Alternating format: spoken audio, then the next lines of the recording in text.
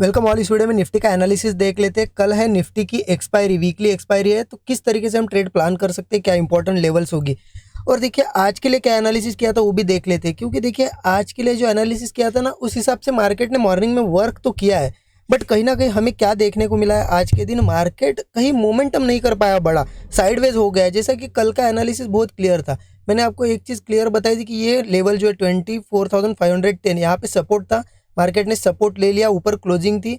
और डिस्कशन ये था कि ऐसा मोमेंटम करने के बाद सीधा मार्केट नहीं जाएगा, ओपनिंग के बाद कहीं ना कहीं मार्केट को थोड़ा रिट्रेस करने दो, इन लेवल्स के आसपास साइडवेज होने दो, फिर ब्रेकआउट पे यहाँ पे हम ट्रेड प्लान करेंगे। हमारा एनालिसिस था। और देखिए कितना बढ़िया क्लियर ब्रेकआउट भी मिला यहाँ पे। यहाँ से आप देख सकते हो मार्केट ने क्या किया, इस लेवल के आसपास से देखिए ओपन हुआ, ओपनिंग के बाद बिल्कुल थोड़ा नीचे जाने की बार बार कोशिश कर रहा था, साइडवेज हुआ, और यहाँ पे आप देखो इस तरीके से अगर मार्क करोगे एक ब्रेकआउट बना, इस बड़ी कैंडल ने एक ब्रेकआउट बनाया। ठीक है, पर्सनली भी मैंने इसके आसपास ट्रेड प्लान किया था, बट आज थोड़ा सा स्टॉप लॉस बड़ा बैठ रहा था, तो उस हिसाब से क्या हुआ, अगर छोटा स्टॉप लॉस होता है ना तो यहाँ तक तो हमारा टारगेट भी आ जाता। स्टॉप लॉस बड़ा था तो हुआ क्या, 1:3 का जो मैं एक्सपेक्टेड टारगेट हमेशा रखता हूँ वो नहीं मिल पाया।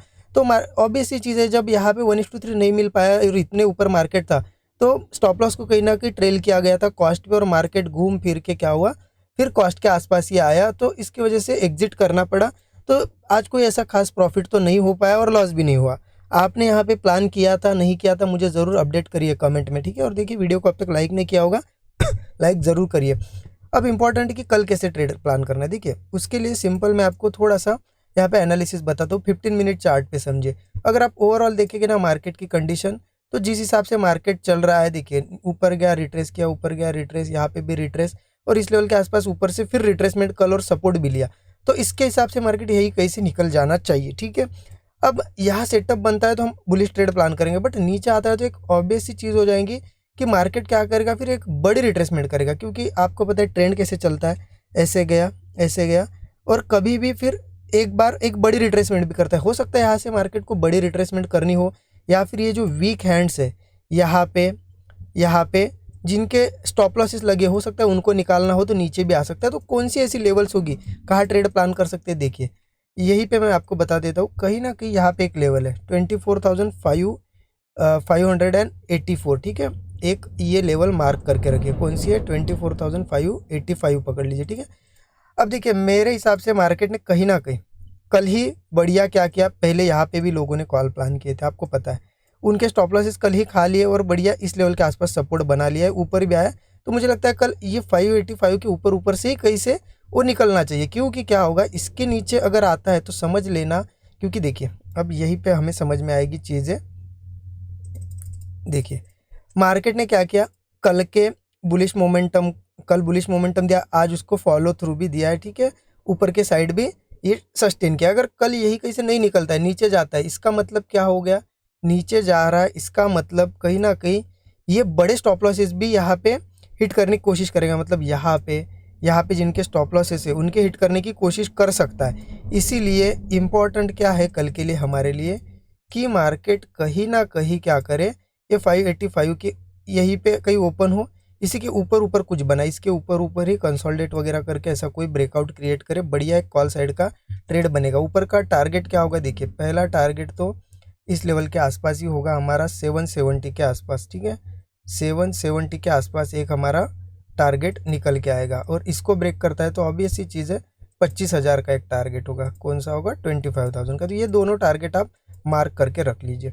अब इसमें होगा क्या, ठीक है, फ्लैट नहीं भी ओपन हुआ, मान लो गैप अप ओपन हुआ, ठीक है, मान लो कि गैप अप ओपन हुआ मार्केट, तो भी क्या करो, गैप अप के बाद डायरेक्ट तो कॉल नहीं लेंगे, गैप अप का थोड़ा वेट करेंगे, थोड़ा बहुत रिट्रेस करे मार्केट, और फिर कंसोलिडेट वगैरह करके सस्टेन करके कोई ब्रेकआउट दे, बढ़िया है, कॉल ही लेंगे हम। गैप अप में भी कॉल लेंगे, फ्लैट या छोटा सा गैप डाउन भी होता है तो कॉल साइड का ट्रेड देखेंगे। बट अगर मार्केट क्या करता है ना कि ये 585 के नीचे चला जाता है, ठीक है, इसके नीचे नीचे जाता है, तो ऑब्वियस ही चीज़ें फिर नेक्स्ट सपोर्ट तक हमें वेट करना पड़ेगा, क्योंकि ओवरऑल व्यू हमारा क्या निकल के आ रहा है, ओवरऑल व्यू बड़े टाइम फ्रेम पे बुलिश ही है, बट ये रिट्रेस अगर करने आएगा तो फिर नेक्स्ट सपोर्ट तक हम रुक सकते हैं। अगर ये 585 ब्रेक करता है तो फिर नेक्स्ट सपोर्ट क्या होगा, 480 का होगा, सीधा 100 पॉइंट नीचे आ रहा है, 24,480 पे एक नेक्स्ट सपोर्ट है, तो फिर हमें रुकना पड़ेगा, क्योंकि मार्केट नीचे आएगा तो ऑब्वियस इनके स्टॉप लॉसेस खाएगा, और फिर यहाँ कैसे सपोर्ट ले सकता है, तो ध्यान रखना, फिर नेक्स्ट सपोर्ट तक हमें रुकना पड़ेगा।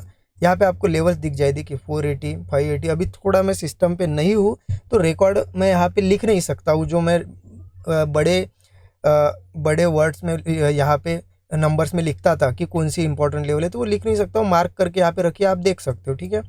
तो ये एक सपोर्ट होगा, ठीक है। और इसको भी चलो किसी केस में कल बड़ी सेलिंग या कुछ आ जाता है, एक्सपायरी का दिन है, तो फिर इसके नीचे का लेवल अगर देखा जाए ना, सीधा सीधा फिर 24,250 आ रहा है, सीधा 250 के आसपास हमें सपोर्ट मिल रहा है, तो बड़ा है।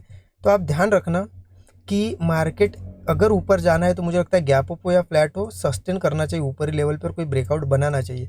अगर नीचे आता है तो फिर नेक्स्ट सपोर्ट तक आ सकते हैं। इस बीच में आप चाहे तो क्या कर सकते हो, नीचे आया मान लो और नीचे नीचे सस्टेन कर रहा है और कोई छोटा सा ब्रेकडाउन मिल रहा है, तो पुट भी एक ट्राई कर सकते हो, क्योंकि हमें पता है यहाँ इस सपोर्ट से निकला है तो इस सपोर्ट तक आएगा। यहाँ तक के लिए एक छोटा सा टारगेट हम पुट में भी स्कैल्पिंग करके निकाल सकते हैं, ठीक है।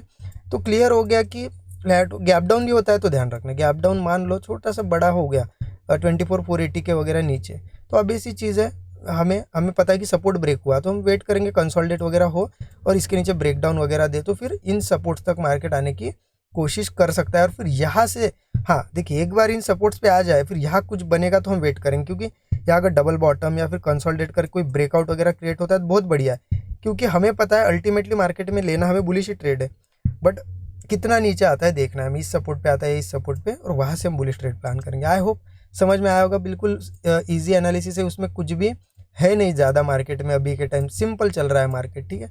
तो उस हिसाब से हम प्लान करेंगे और ये लेवल्स है, सभी लेवल्स मार्क करके रखो। ओपनिंग देखो कल की ओपन कहाँ होता है और उस हिसाब से प्लान करना। अगर मान लो, ठीक है, मान लो नीचे ओपन हुआ, यही कहीं ओपन हुआ और ये ऊपर नीचे कर रहा है, ना कोई सही ब्रेकआउट बना रहा है ना ब्रेकडाउन, तो सिंपल एक चीज़ कर सकते हैं हम, ऐसे टाइम अवॉइड कर दो। एक्सपायरी का दिन है, इसका मतलब ये नहीं कि पिछले सभी एक्सपायरी पे बड़े मूव आए थे तो इस एक्सपायरी बैग पे हो सकता है ये एक्सपायरी पूरी यहाँ पे साइडवेज वाली भी हो जाए, है ना।